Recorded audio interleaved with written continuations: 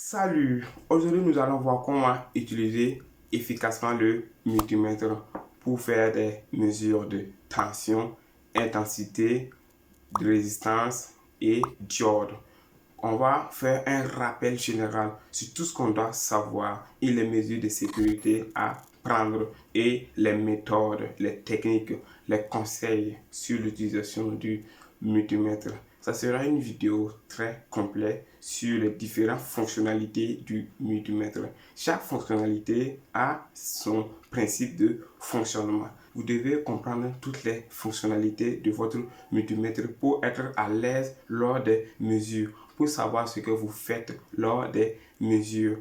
J'ai fait cette vidéo puisque je veux que nous soyons tous au même pied d'égalité, pour que vous compreniez ce que je fais dans mes vidéos, puisque j'envisage de faire des vidéos sur des tests et réparations d'appareils électroniques France au revoir. Les appareils électroniques France au revoir viennent très souvent défectueux, mais grâce à la compréhension des composants électroniques et leur mode de fonctionnement, avec toutes ces connaissances, nous allons pouvoir tester, de réparer nos appareils électroniques nous-mêmes sans faire recours à un réparateur à la maison, tout en respectant les mesures de sécurité pour pouvoir bien faire le test. Si vous aimez ce genre de vidéos, n'hésitez pas à vous abonner, de liker pour plus d'astuces et de conseils en électronique. Avant de commencer, vérifiez que vous avez mis des chaussures de sécurité. Vous avez porté des fermés. Là, on va attaquer notre multimètre. On a nos deux sonne négative et sonne positive. Ce que vous devez savoir avant, si vous voulez mesurer des tensions, des résistances, des courants inférieurs à ici, 200 mA, vous devez placer votre borne positive, le rouge ici, comme ça. Et la masse, le noir, ne change pas. Vous le branchez ici. Mais si vous voulez mesurer des courants forts supérieurs aux 200 mA ici, ça dépend de votre multimètre, il faut que vous déplacez la sonde positive vers là et vous calibrez spécialement ici. Donc, comme on va mesurer en premier des valeurs telles que des grandeurs telles que des volts, ohms et milliampères, on va replacer notre sonde positive ici. Donc, on va voir la partie tension continue, cette partie.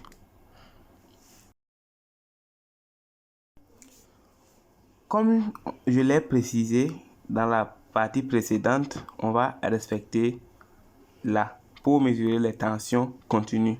Si on parle de tensions continues, on parle de tensions livrées par les sources telles que les batteries, les alimentations à découpage, la sortie des alimentations à découpage, la carte Arduino est alimentée par tension continue.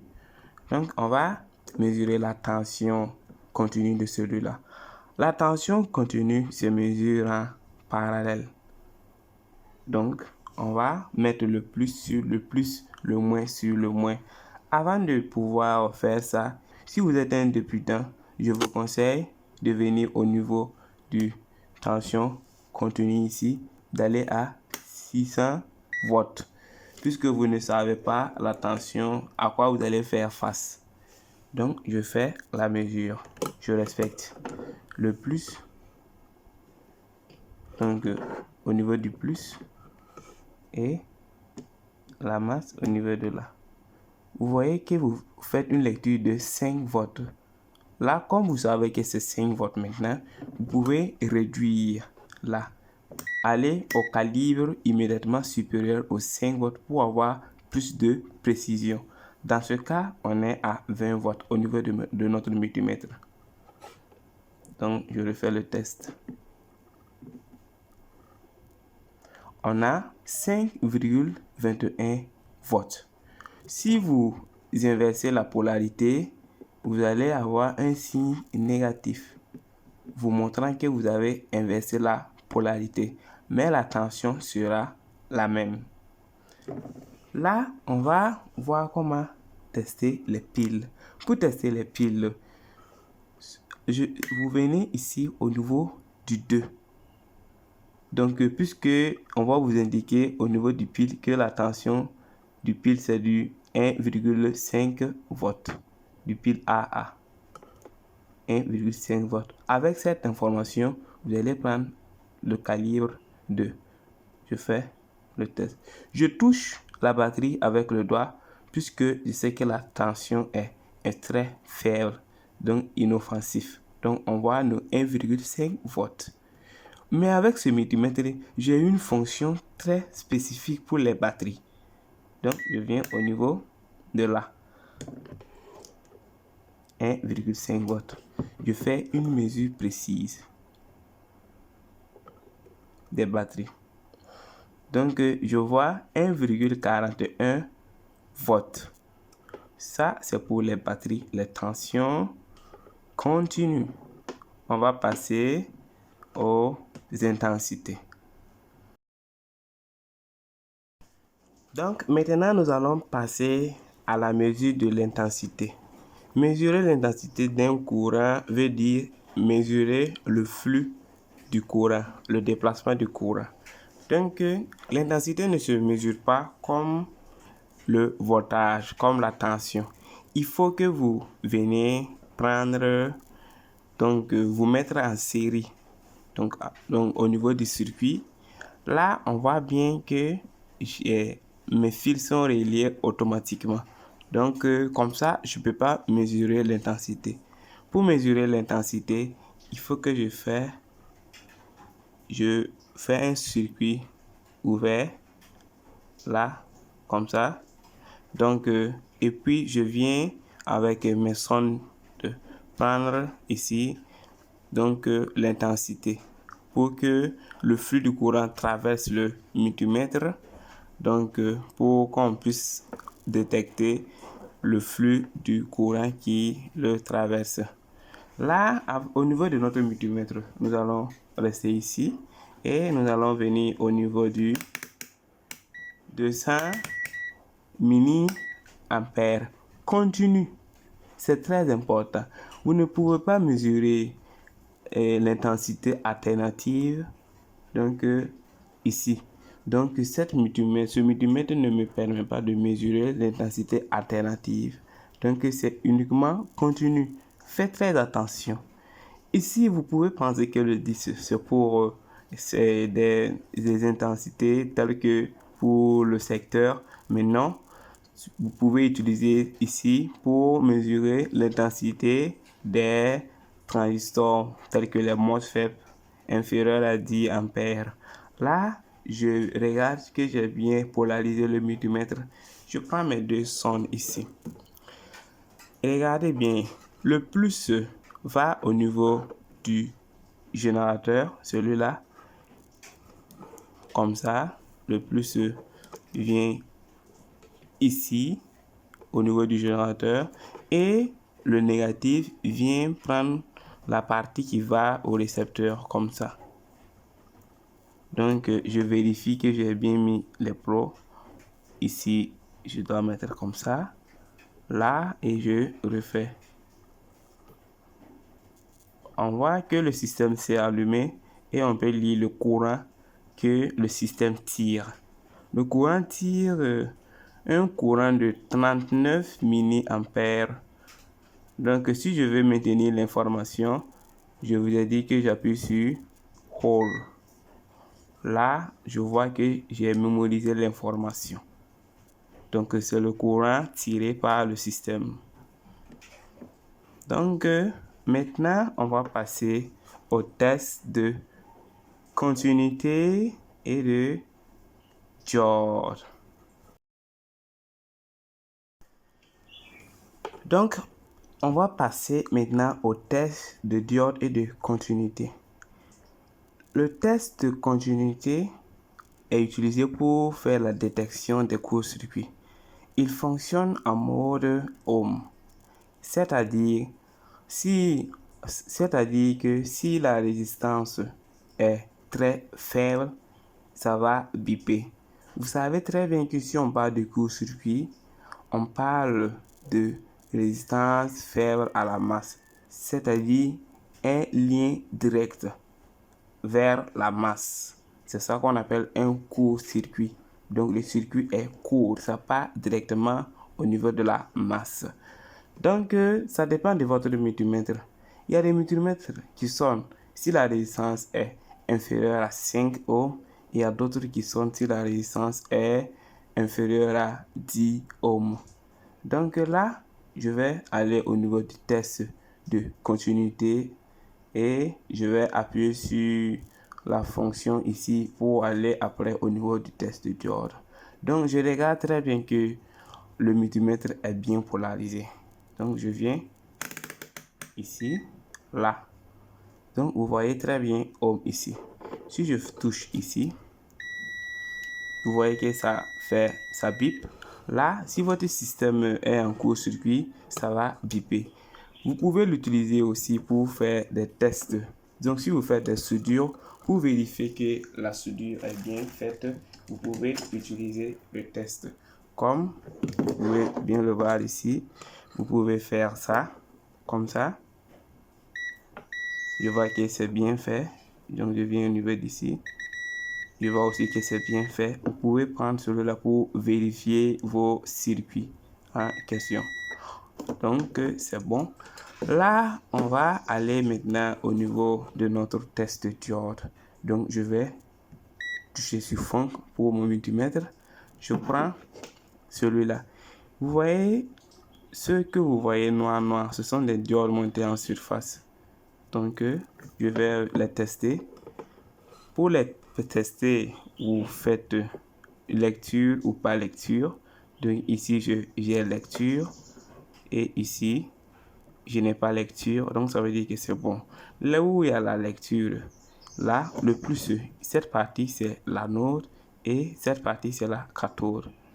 Là, je vais m'approcher. Je n'ai pas une bonne caméra. C'est pas fou si vous allez voir le trait ici. Il y a un trait ici qui désigne la cathode. Donc, et aussi, voici les résistances. Et voici les condensateurs. Donc, ici, c'est l'anode. Ici, c'est la cathode, excusez-moi. La cathode avec le trait blanc. Et ici, c'est l'anode. Donc, si je mets ça ici, comme ça, et ici, j'aurai une lecture. Donc, il est difficile de prendre, voici. Et si je change, je n'aurai pas de lecture.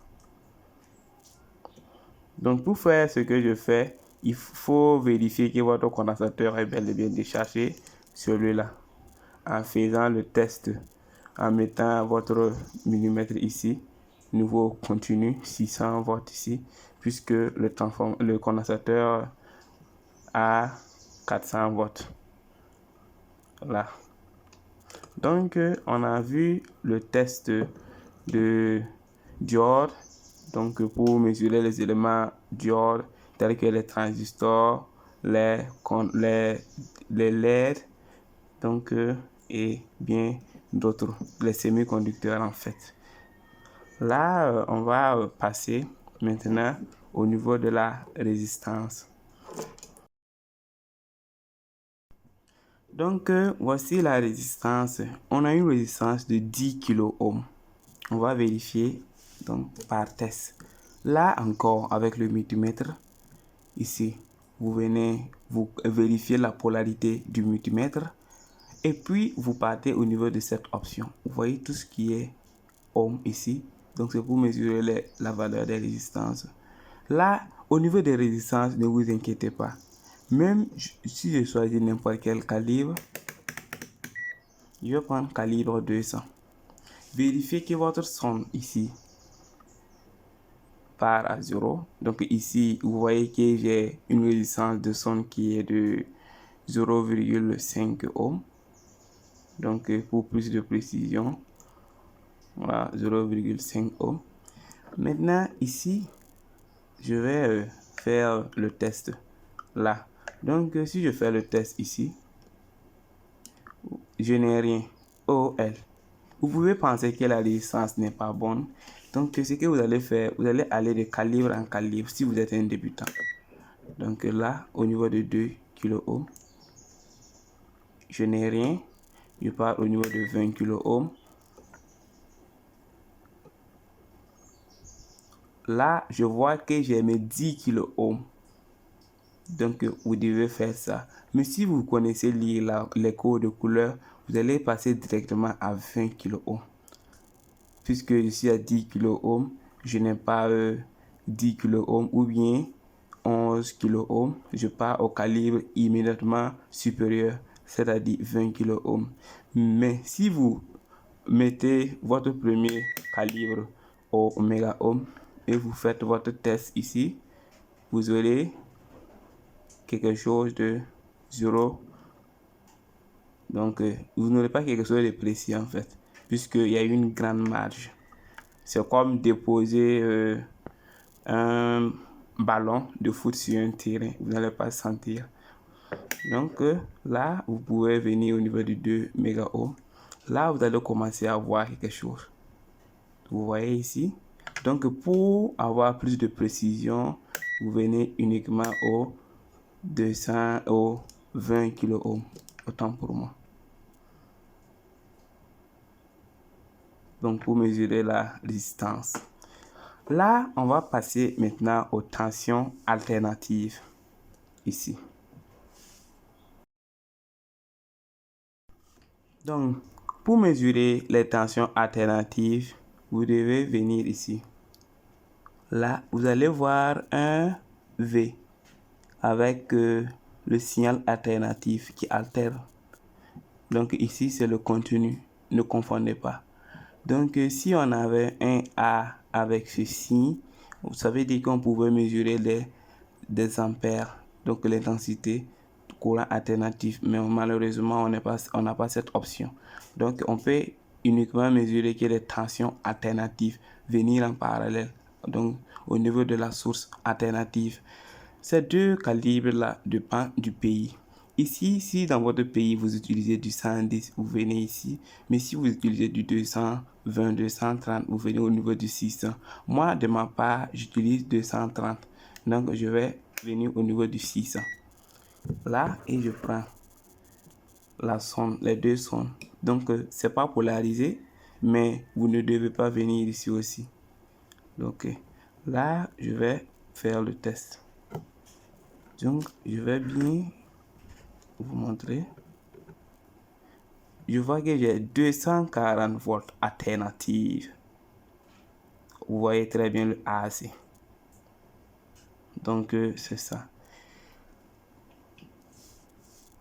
Donc, vous savez maintenant comment mesurer les différentes grandeurs physiques avec le multimètre. Si cette vidéo vous a plu, n'hésitez pas à vous abonner, de liker pour plus d'astuces et de conseils en électronique. Tronic Hack, on est ensemble. Merci.